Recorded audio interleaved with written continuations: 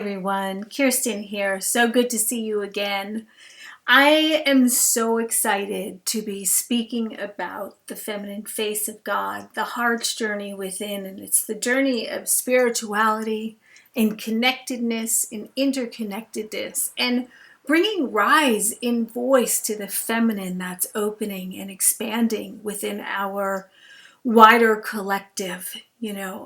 This is near and dear to my heart. It's a topic that just, after my car accident, I'm starting to share more about it, where, I had the gift of going to the other side, which hasn't been my first time, but it's the first time I've been able to really distill the essence as best as possible into an experience here that is meaningful and can help others anchor in what I call the light, the blissfulness, the love beyond comprehension of the other side. So today we're going to talk a little bit about what is the feminine face of God. It was given to me, it was gifted to me as I was in healing from the accident, which many of you know I'm still in healing. I suffered a brain injury and I'm still going through it.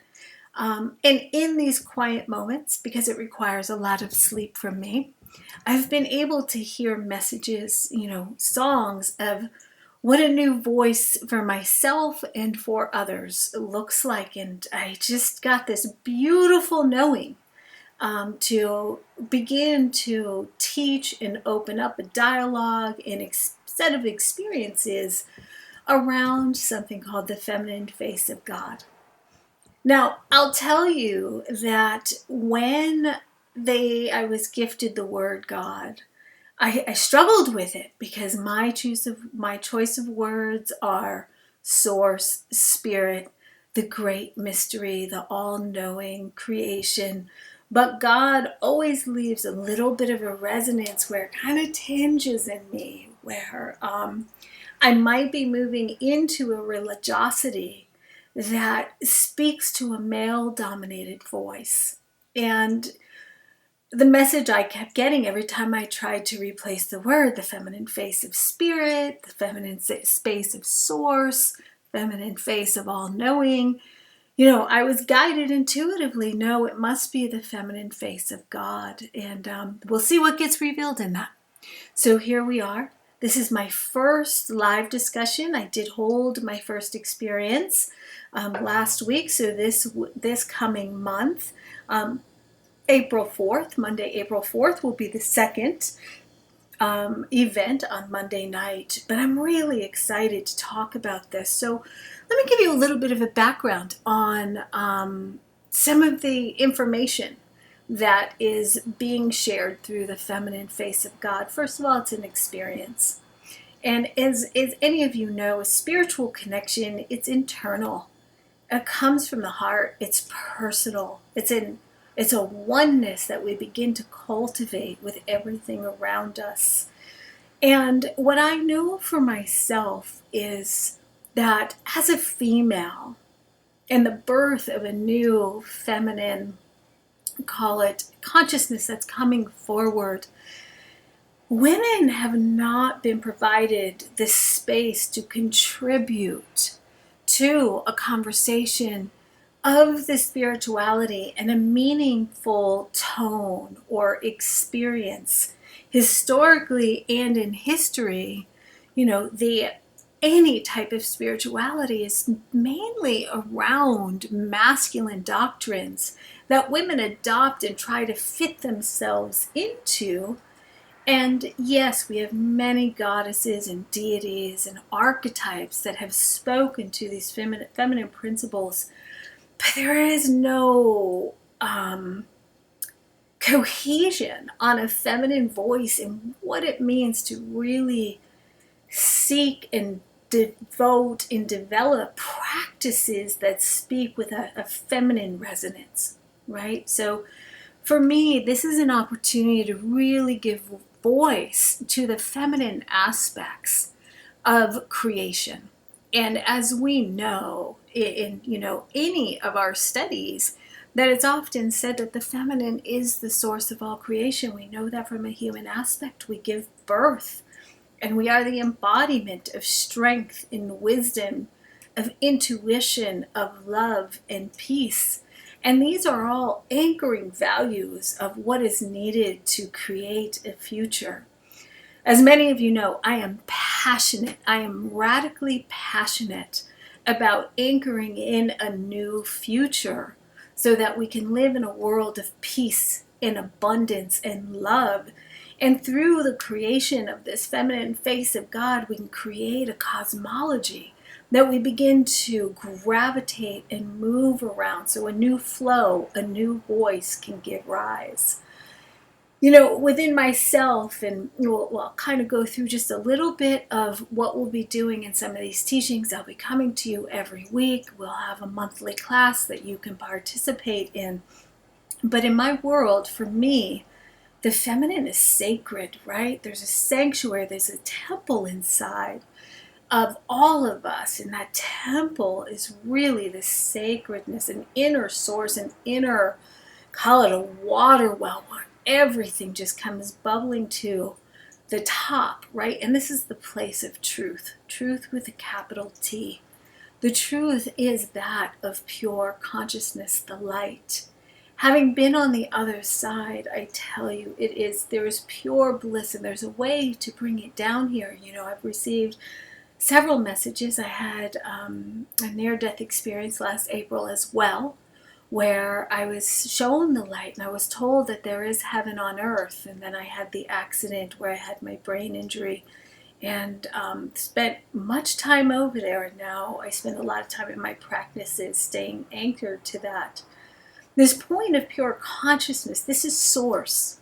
This is source energy. This is the point of all that is. It's the point of all creation, all knowing, all being, all love, all that is. And during this experience, if you choose to participate in this with me, we will be working with you to become experiencing yourself in your own divinity, in your own connection. And while we can navigate and study some of the archetypes and goddesses, which I've done throughout my career, my history, I've studied many, many, many goddesses and archetypes and those that have stepped forward to help us define ourselves. It's really now about taking those principles and anchoring them into ourselves as women and redefining our voice so that it's heard and it's able to truly have a profound and lasting effect on the future. And we'll study history, right? We all know, many women really understand. Throughout history, we haven't had rights. We've been killed for speaking the truth. We'll talk a lot about the suppression of voice and what happens in our fear of even communicating any type of belief that doesn't align with somebody else's belief, and how quickly we are shut down, and how to navigate that as you begin to, you see me pointing to my throat, as you begin to define for yourself what is truly yours, what you truly believe in, and learning how to speak that, even if the rest of the world, including your friends, don't agree with what you're saying so quickly.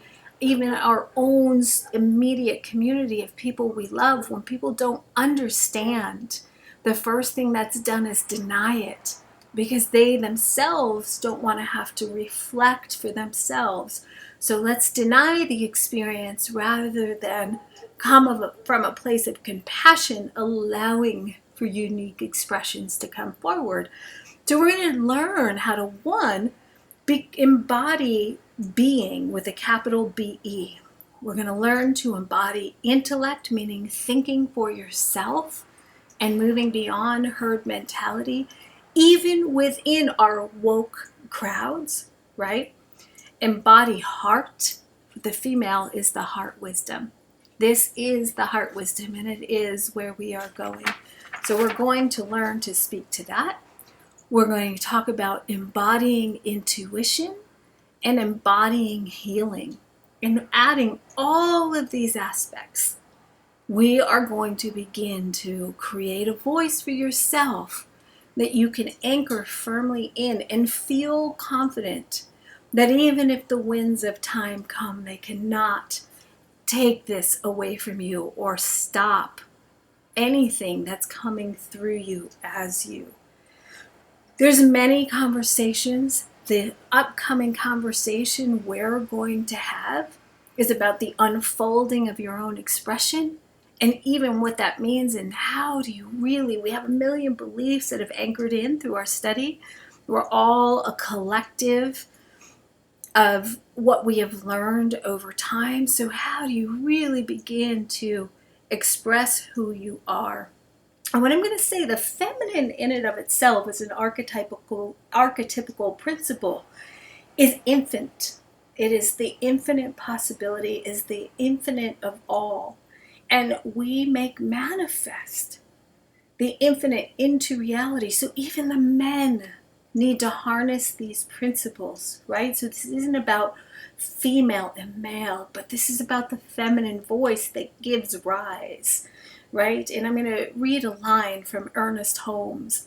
Everything must find fulfillment or perish.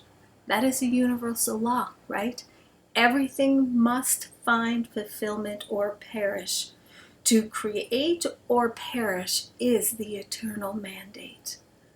So the feminine is creation, and it's bringing from the infinite all of the possibility and making it manifest in this world. Why wouldn't we want to embrace the feminine aspects of our higher power, of our inner knowing, of our divinity? And we'll get into more universal principles, quantum physics, universal laws that really support and aid. And we're going to go beyond what I call spiritual herding, right? Where we read something and it catches on and everybody starts to state it as an axiom of truth without going into the total depth of oneself to harness and understand, is this really a truth that I believe in? Or am I simply repeating what other people are saying because that's what the group mentality believes? This is about coming to know yourself in a way that you haven't known yourself before, so you can really anchor in who you are, what you are, your deepest knowing, and feel confident about moving beyond the codependent needs of the ego, which is to be liked out of group mentality and to stand in a truth and anchor in the light and the essence of who you are. And it takes a lot of courage to be able to do that, by the way. That's a feminine aspect. It's a feminine face of God. So you yourself begin to reflect the divinity of your knowings into the world. This is what this is about, and it's so much bigger than that, and it's a co-creation of all the collective voices. And I do hope my brothers and my theys and thems really stand in here with me. This is not about male and female. This is about anchoring in a future where all voices are heard as equal, and it's a time that for me, I'm speaking to a feminine, a voice, a spirituality that looks like me, that feels like me, that has the resonance of me, rather than trying to take old teachings and attempt to make them feel like me without my own co-creation in it. So that's what this is about, is creating for you what fits and learning how to apply that so you are the full embodiment of your truest essence of who you are. And again, my time over on the other side with the light, and as I continue to nurture that relationship, there's such an unfolding of my voice in what is to be said and what is to be taught. And I'm so excited to be able to anchor this in and share this with you. And I do hope you continue to tune in and learn and continue to experience your own true voice found on a foundation of light in the realm of all creation, manifested and reflected as you, through you, by you. Until we meet again, many blessings.